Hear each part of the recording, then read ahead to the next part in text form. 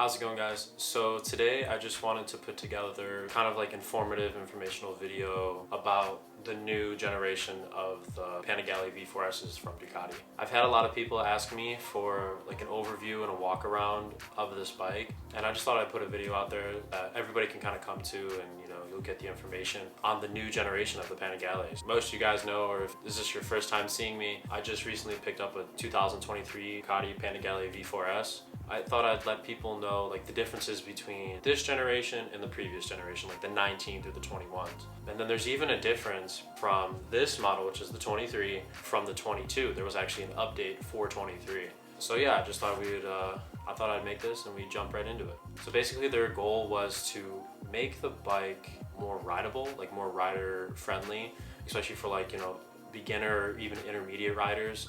I don't really recommend a beginner to ride on a 1103cc motorcycle, but you get what I'm saying. We're not as good as those guys that are in like MotoGP and World Superbike and stuff.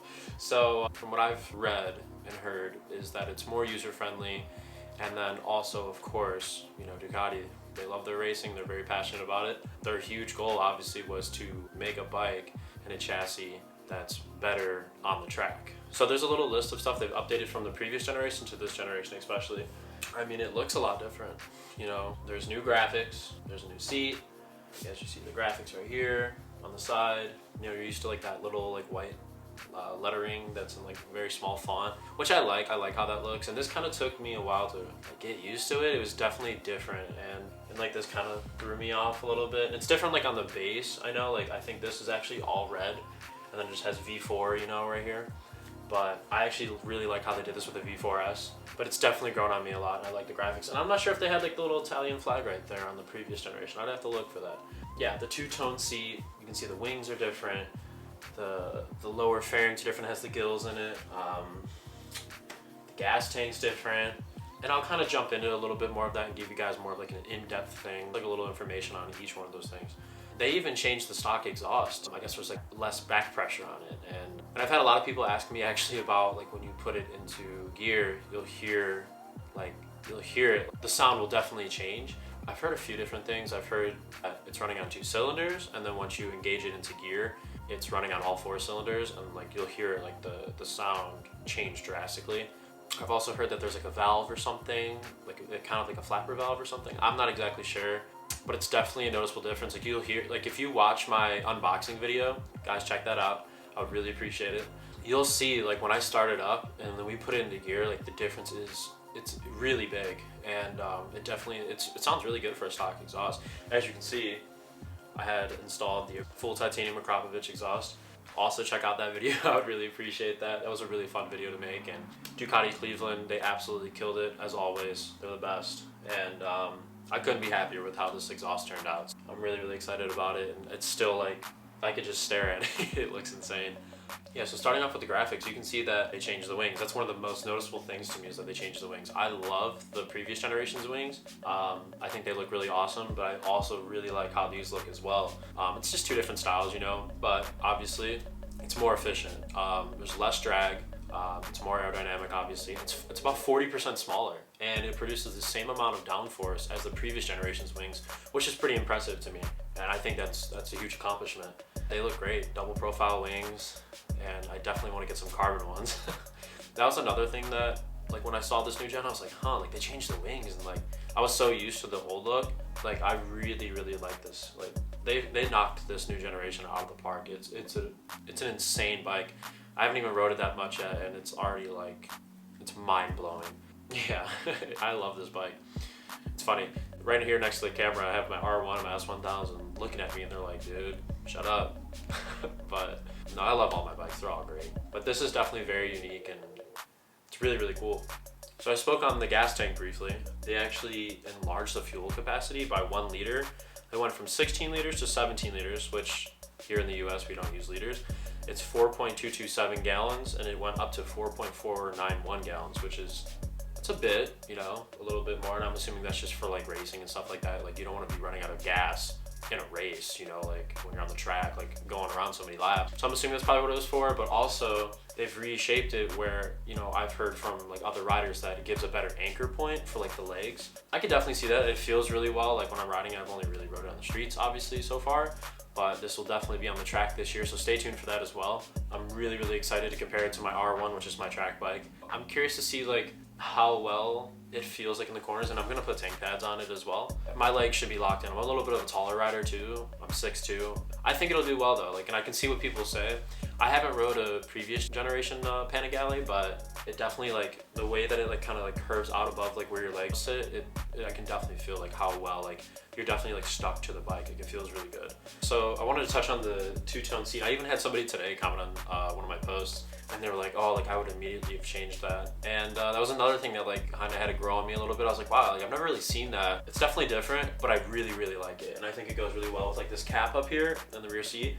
That's also red, it matches, and I think it looks really, really cool. I have thought about maybe getting like a Louis Moto seat cover or something like that, you know, doing something with the tail, but I'm not sure yet. But I really, really do like it, and it feels great. When I'm riding on the seat, it's actually surprisingly comfortable, and it feels really well. Like, you know, my butt feels really planted on the bike, and I don't feel like I'm sliding around anywhere. It's not like, I feel like on my R1 a little bit, it's kind of like, feels like almost like more like leathery, like your butt's slipping a little bit, like when I'm on the track and stuff like that, just a little. But this definitely like has a very similar material, I would say, even to like my S1000, my 2018 S1000. It kind of has like a similar material, and it feels like your butt stays pretty planted on the bike, and I really like that. And then I think it just looks awesome too. It's definitely different and it's unique, and a lot of people actually pointed out, surprisingly, it's just a seat, but it gets a lot of attention. So for this new gen, they did a new cooling system. You know, the V4s, they run a little hot, you know, notoriously, and people complain about that. As I said, I haven't rode it that much, and it's been colder here in the Midwest, so when I ride it, it kind of feels good because it's a little bit cooler right now. But I'll let you guys know in the summer how it feels. But they put these new gills on the lower fairings right here on each side, and you know, just to kind of help more airflow and disperse the heat off, you know, through the belly pan and out of the bike.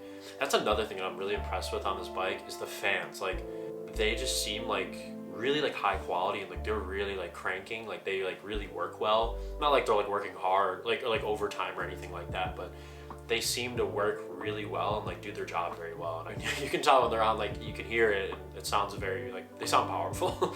But that's a good thing. But yeah, this bike hasn't like, I haven't had any like overheating issues or anything like that. Like most of the time when I'm riding here, you know, so far since I've had it, it's only been like in the 50s to like very low 70s. And it stays warm, of course, but it's not like overheating or anything like that. And the fans, like I said, I think they do a good job. What's really cool with this is the updated gearbox. So they did like their superbike ratio in the gearbox. I think that's really, really awesome. Like, there's a lot of things that obviously get passed down from the race bikes to these bikes. These are basically street legal track bikes, you know, like, I mean, it's really what that's their intended purpose, is to be on the track. It's what they're designed for. It's crazy, you just slap some headlights and a turn signals on a license plate on this thing, and there you go. I was talking to the GM at Ducati Cleveland, and he was just telling me about like the technology that gets passed down, like even from MotoGP, Superbike, you know, et cetera, et cetera. It's just so cool that like they take that information that they gain from all their, you know, from their practices, their races, their qualifying, all that stuff, they put it all into the new bikes, and, you know, just keep making a better product and keep making better, you know, technology for the bikes, like slide control, traction control, wheelie control, all that stuff. That's a thing that I've noticed, the traction control. You know, like I said, it's been a little cold here, so you felt the bike slip a little bit. The tires are cold, it's cold out, the roads are cold. But the traction control it just picks it up really well. Like, the wheelie control is really well. Yeah, it's a really awesome, like, the technology. You can definitely tell that like there's definitely a lot of thought and science behind it, and they've done their research and their job well, and they put it into these bikes. I think that's super awesome. So huge hats off to them for that. Going back to what I was saying, is it keeps more like intermediate level riders or just regular people that ride. It definitely keeps those people safe, and you know, you don't want to be high siding or low siding or flipping your bike or something like that. And I think that technology like definitely helps, especially when you have like this level of technology. It's really insane, and it just keeps getting better and better and better with all the manufacturers over the years. And I think that's really awesome. And like I said, it keeps people safe, and you know, that's what it's all about. I mean, I couldn't even imagine riding a bike with, you know, 210 horsepower with no electronics. That'd be pretty wild. I mean, it'd be fun, but it would be crazy, you know what I'm saying? Especially for like your street use, you know what I'm saying? Like, there's no need for that. So having the technology and all of that in there. I think that's really important. It keeps people safe, and you know, it prevents mistakes from happening, and that's what it's all about, you know. So like I said, the power, right? Crazy. This bike is a rocket. It's really it's fast. So they claim 210.5 horsepower for the US models, and then the European models they claim 215.5, which is just like insane. Obviously brake horsepower, but that's really crazy. That's a lot of power. Like my S1000 and my R1, you know, 200 horsepower brake horsepower, and they're super fast bikes. And then you have like I said, 210.5. That's a lot. And then it also has 90.6 foot-pounds of torque at 11,000 RPM. That's crazy. That's a lot of torque. And then like I said, you know, when you install this full titanium Akrapovic exhaust, like it's a huge difference. I got like my brake in service and my exhaust installed at the same time. The ride after that was just like, I was just like, whoa, like this bike is crazy fast. Don't quote me, but I believe that it's a 6% increase on horsepower and torque when you get the exhaust installed. Then you get a tune through Ducati and Akrapovic, which is awesome. You know, it refines everything. You know, 6% increase on torque and horsepower is a lot on a bike that weighs 431 pounds. Like, that is crazy. And then with the stock exhaust off, you probably lose, I don't know exactly what it is, but I would assume 10, 15 pounds. That's a lot. And I've heard that these bikes, like, I guess it depends on the dyno and stuff like that, but they'll be pushing like 200, 205 to the wheel stock. That's absurd. Even if it's in the 190s, like, that's crazy. And then, like I said, you put this exhaust on and stuff like that, you should definitely be pushing around 200 wheel for sure, like no matter the dyno, and if not even more, like, and that's really impressive. And there's definitely a difference. Like, I can feel the difference between this and like my R1 and my S1000. Both awesome bikes. I love both those bikes, you know, a bunch. But you know, I think it's that extra 100 cc's. This thing is fast, man. It's really impressive. Like, just, it's very linear, and it's like, it's aggressive, like kind of like my R1, but it's like kind of like the S1000 where it's very like linear and just like smooth. Like, it's kind of like a happy medium. Definitely the sound on this makes it more, you know, aggressive sound. Like, it feels more aggressive. It's actually very impressive, like how smooth this bike is. I've cruised it around town and stuff like that. You know, when it's a little bit like any leader bike, really, like, you know, when it's doing like 20 miles an hour, it's not the happiest about it, but it does really well. Yes, it'll start, you know, the temperature will start increasing a bit on the bike and whatever, but you know, they're not made for that. But it does a pretty good job, and I'm actually very shocked. And even after I got the tune and the, you know, the exhaust, so you also get an air filter. I forgot to mention that with your purchase of your exhaust, which is really cool. They'll install it for you. So how refined the throttle is and how smooth it is, just like putting around, is really amazing. And then like once you open it up, obviously it's just, that's where it wants to be. That's what it's made to do. It's really awesome. I'd also assume that when they put that race tune, I would assume that it like takes that like 210.5 horsepower restriction. It gives you the true like 215.5. If that makes sense. Like, I don't know if that makes sense exactly, but like I said, this bike's super fast. I'm gonna have to throw it on a dyno one of these days. Let me know if you guys want a video. I'll have this thrown on a dyno or something, and we'll see how much horsepower it's making. We could even maybe plug it in and see how the tune is. I'm sure it's really well. Like I said, it feels great. But I'm curious to see how much horsepower this thing's pushing. That would be very interesting, and I think I'm gonna have to make a video out of that. So let me know if you guys want to see that below. I think that would be awesome, and it would sound great. What also they did for this new generation is new power modes. So you have race mode A, race mode B, and then you have street and sport. So yeah, like the lower power mode, which I believe is street, has your bike at like 150 horsepower, which is basically like a V2. But like I said, definitely keeps people more safe. You don't need over 200 horsepower, you know, riding in a 35 mile an hour street or whatever, you know what I'm saying? Like, but yeah, so you have like the lower power mode, like I said, street. That's good for like, I guess you could just be for more like putting around town. Like I said, that's like the power of like a V2.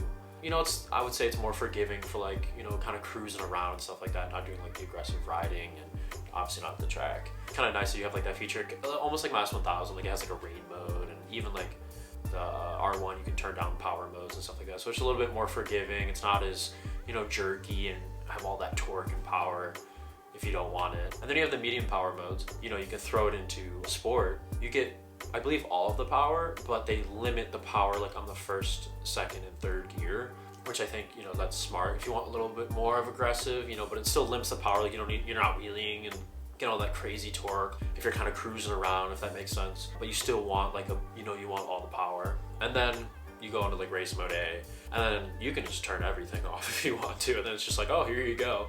Or turn it down all the way as much as you want, and it's, dude, you're getting that horsepower and you're getting that torque, and it's no joke. Like, I've been riding it in race mode.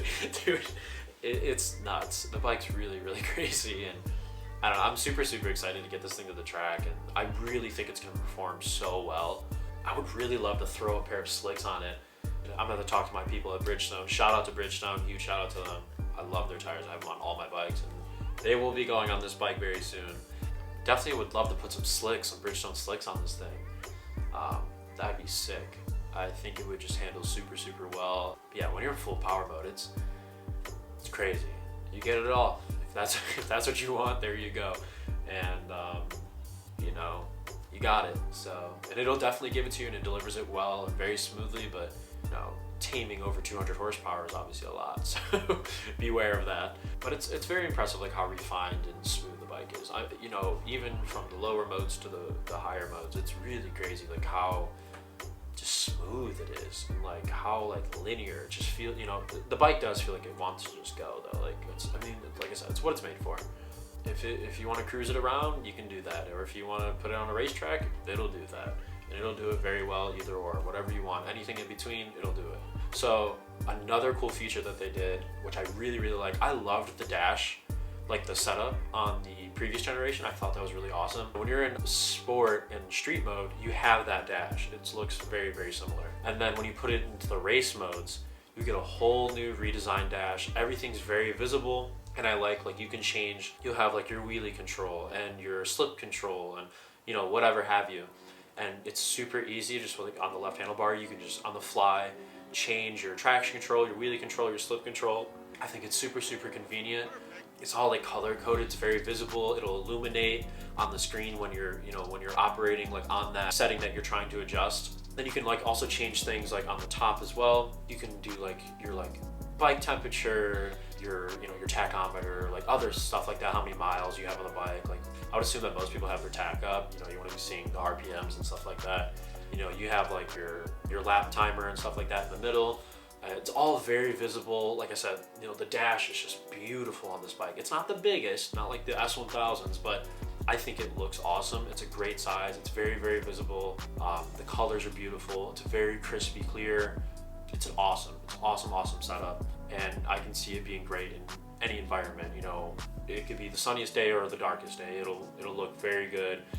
You can adjust your brightness and all that stuff like that on there. It's super easy to use. If you're on the track or whatever, you don't want to be trying to flip through these settings if you need to change your settings on the fly. Like, it's very visible. Boom, you can do it super quick. Say you're going down a front straight real quick. All right, boom, boom, boom, want to change it. Done. That's it. It's super easy. I love that. And like I said, that's just stuff being passed down from the racing technology and the race bikes. And then even in like the sport and street modes, it's still very easy to like change and go through your stuff. But obviously on the race modes, they're more focused on like, okay, like here's your stuff right here.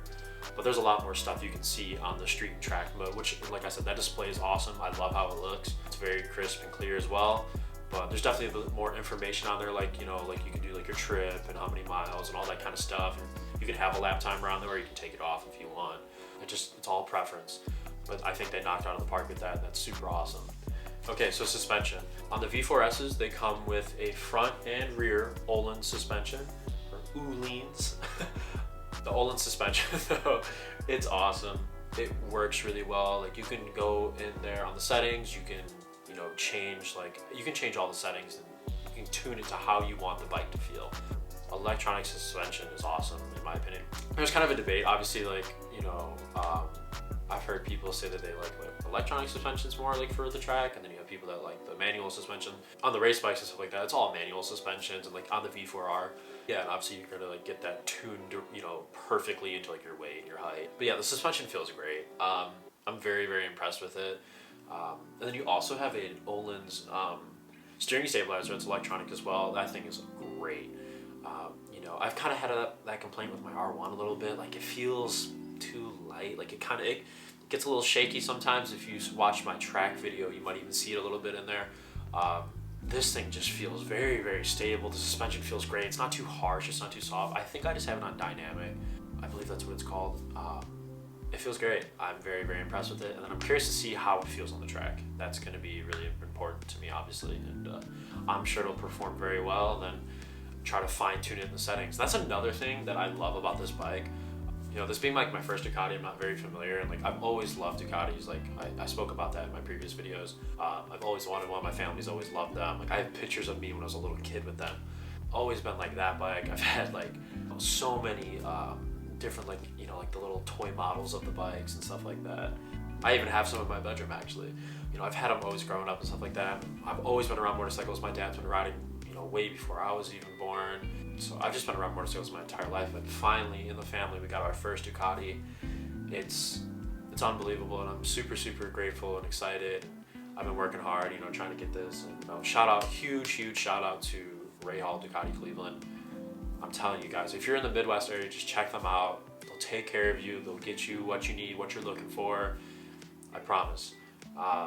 Great people over there. Highly recommend it. And then they also have another dealership in Indianapolis. I've yet to go out there, but I know the people some of the people out there, and awesome team as well. If you're in the Midwest area, if you're closer to Indy or Cleveland, check out Ray Hall Ducati. You know, they'll take great care of you, and hey, let them know I sent you. Yeah, I'm just super stoked. Like, this is huge to me.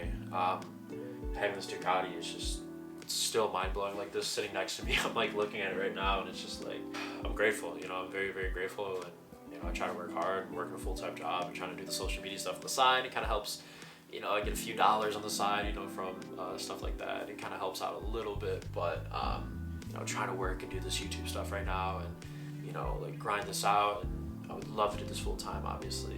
Like I've said that a few times in my previous videos, but it's pretty unbelievable. Like, I'm very, very impressed. My dad loves it, my brothers love it, my whole family loves it, my mom. You know, I'm very, very happy with it, and I'm really looking forward to like more Ducatis. And this is nothing yet. Like, in the context of, I have a lot I want to do to this thing. There's a lot coming for it, I promise. So definitely stay tuned for that. There's going to be a lot of that. There's going to be a whole little build series on this thing, and you know, I think you guys will like how it turns out. It's going to be really cool. Okay, sorry for ranting, but that all started from me talking about the dash. Like, I just love like how in depth everything is in the settings. You know, I was flipping through it, and it shows you like a graph, like, oh, this is safe for the street, or oh, this is like medium, or like, no, this is for the track, and like it gives you a suggestion of like what you should do, and like what you should use these certain settings for, and like how you want to tweak them and stuff like that, like what's safe and what's not safe, or what they recommend. There's so much on here, and it's not like it's not too much. Like I said, it's great though. Like all the stuff you can go through and access and change, and it's really, really awesome, and I really, really like it. I love the different features and the different options that you have on your motorcycle. I think that's important. All right, so back to the suspension really quick. I just remembered that it actually has about 5 millimeters more of travel in the front forks, so you get a bit of a better feel. You know, it's not as stiff. You know, you get a little bit more travel. It gives you just a little bit better feeling from what I've heard. A lot of people are very happy about that. Like I said, a little bit softer springs, so they're always just trying to refine the bikes and make them better and better and better. So they also changed the swing arm pivot, which I thought was interesting. So they raised it 4 millimeters, you know, just raising it just a little bit more. It's more like flickable, I guess, and it's a little minor change, but I think that, like I said, they're taking all that information from the race bikes and all that stuff and throwing them into their street bikes, or your very own track bike if you decide to make this a track bike. But yeah, it's really cool to like see these little things that they tweak, you know, and just how they keep refining and making a better product and a better bike that's, you know, more competitive and just awesome. Okay, so that's basically all the stuff that they updated for 22. So this is the 23. It's not as much stuff that I just talked about, but I think it's very interesting, and like I said, I think it's awesome that they put out the 22, had all the updates, the new generation, and then they're like, oh, for 23, you know, we have a few more updates, and I respect that. Like, they're always trying to better their stuff and better their product, and what I think is really awesome too, from what I've heard, don't quote me on it, but I've also heard that if you take your 22 to the dealership, like, or when you do take your 22 to the dealership, I heard like you will get the stuff that came with the 23s. It's all like stuff, like upgrades, like to the electronics. There's no changes of anything, you know, like on the body work or anything of that nature. It's just all like stuff in the system, like the technology and the electronics. So I've heard that we can get that update for free, I believe. Don't quote me on that. That's just what I've heard from some people. I don't know how accurate that is, but I just thought I'd kind of throw that out there. You could even contact your local Ducati dealership and see if that's true. So what they did for the 23 is just a few things. So they updated the engine braking software. It's called the Evo 2 software. So what they did with this is it features a different gear by gear calibration on each of the 3 selectable levels. So like you can change, your engine braking if you want less of it, or in the medium, or if you want more of it. I like to have kind of like a happy medium of engine braking. I don't want too little and I don't want like too much where you let off and it's just like, whoa. I like that you can adjust it. It's not just like some like weird like standard, or even like just you only have 2 options. Like I like that you have 3 options of it, so you can kind of play with that and see how you like that. What's really cool too is it reduces rear wheel lockup, like when you're under heavy braking and stuff like that. You're on the track. You don't want your rear wheel locking up. You don't want to go high siding or something. That would be unfortunate, especially this beautiful machine. You don't want to do that to this. Like I said, it's just, keeping people more safe and keeping the bike on 2 wheels, and, it's performing better for you. And I've heard also that the engine braking with the update is a little bit more balanced. I can't attest to that personally because I haven't rode the 22 or previous generations, but I'm taking people's words for it, good sources. So they also did a quick shifter update. So it improves the gear shift fluidity at every degree of throttle opening. So every single little turn, they improved it. So, it's just boom, boom, boom, boom. And that's one thing I've personally noticed when riding this thing. It is unbelievable how smooth the quick shifter is. You can even be in low RPMs and click it up and it's just like boom. It's so smooth and it's very, very impressive. That was one of the first things I noticed on it. I was like, wow. I think I said it a few times in the video, like how impressive it was, like shifting up and down. It was so like buttery smooth. It's so insane. Obviously, like that update would be more for the road use. Yes, I'm sure it'll help at points on track and stuff like that, but just for like the cruising around or whatever, that'll definitely help. It's a little bit more smooth. You don't want to be jerking around and stuff like that on the road with traffic and people around you or other bikes with you. Like you don't want to be doing that. It's just very nice and smooth. Like it's very predictable. If you click it, it's gonna be nice and smooth. It'll shift easy. It's not gonna be like, oh, well, jerky or weird and stuff like that. So that's very important. So I spoke of how they updated the whole cooling system. Like, they put these gills on the belly pan. So what they say is that it offers a better management of operating temps, a greater thermal comfort for riders already at typical road speed. So like, you don't want to be cruising the bikes like, oh my God, it feels like I'm on an oven right now. If you weren't feeling the heat, you don't want your bike to be operating at like some ridiculous temperature. That's not good for it. So I think that's awesome that they even did like another, even furthermore update into the cooling and, keeping it at a good temperature, an optimal temperature. You don't want to be frying your bike. What I also like about this too is that it also reduces heat buildup like at the end of a track session. I don't know how many of you have rode the track, but like, you'll go beat on your bike for 20 minutes. You'll come back and that bike sits and it's like, as it sits there, it's hot. It could be, 80 to 100 degrees outside. And like, I put like a fan in front of my bike and I have it blowing on the radiator and stuff like that. It helps cool it down. And I've even noticed like when I'll turn it off, even if it is running, not running too hot, but like I said, just running a little hot, like any of these bikes, it's awesome. You'll hear it, like even after you turn the key off, you'll hear the fans kick on, and like I like that it's always monitoring it, and it'll make sure that it cools itself down. And what I also like about this bike, huge thing for me personally, it has a lithium battery, and like I'll be out here like taking videos for like Instagram or TikTok or whatever. It's crazy though, like it has no problem. Like you could have it sitting on for 10 minutes, or I'm sure way longer, and it'll crank right up, no hesitation. Like, ooh, just drop my phone. I do that on my R1, and it's like, ooh, like it doesn't really, it'll hesitate a little bit. It doesn't really like that. So I need to get a lithium battery for my R1. I have one of my S1000 as well, so I think that's lithium battery is really nice, and it's also lighter. You save more weight. Everything's about weight savings and stuff like that. It's obviously more of a track-focused race bike. I know like the difference between my S1000 stock battery and my lithium was like, I think it was like 6 or 7 pounds, like something like insane. I'm not exactly sure like what the difference is in weight from the stock battery like on the V4 compared to this, but I'm sure it's pretty significant. So they also did an update to the traction control. You don't want your traction control messing up or being like, or you don't want to like not trust it and be like, oh, like I don't know if this is actually going to correct it if I'm sliding or if I'm, if I'm slipping or whatever. So they actually did an update to it. So even at like every lean angle and stuff like that, they refined it even more to make sure that it's spot on. It's gonna correct it if it feels like you're slipping too much for whatever settings you have it on. Just constant evolvement and just trying to make a better product and a better bike. They also did a throttle response update. So the throttle ride-by-wire system has been refined. So they even tightened up just a little bit of they've tightened up the response time as well. whatever input you give it, that's what it's going to give you. And you know, you want that bond with your bike. You want to be very trusting and be like, okay, I know if I give this input, it's going to do this. You want it to be predictable, and you want to be able to count on it, and you definitely can. So one thing that is not the most positive thing, but you know, like I said, prices of everything are going up nowadays at like an exponential rate, I feel like. But so the price from the 22 to the 23 has even gone up, and obviously from like the 19 to 21 generation to this bike, it's gone up a little bit. You know, parts are a little bit more expensive and whatever have you. But and I've had people like kind of come at my neck about like spending, you know, like how much this exhaust is or whatever, and it's just like, dude, I think it's worth it. Like if you have it, then do it. You know, like, you know, if you can spend that money, then go ahead. And I've had people be like, oh, like that's a lot, you know, like those bikes cost like too much, blah blah blah blah. And I'm like, I try to explain to people, I'm like, it feels like it's on a different level, like how premium this bike feels and how well built and just how like amazing it is. It still like blows my mind every time I ride it. It's like, wow. Like I said, I can't wait to get it on the track and like really get to open it up and like feel how it really is supposed to perform, and that'll be really, really cool. So as I kind of touched on earlier, I've only done a few things to this thing so far, but I definitely have a lot more coming for it, so definitely stay tuned for that, guys.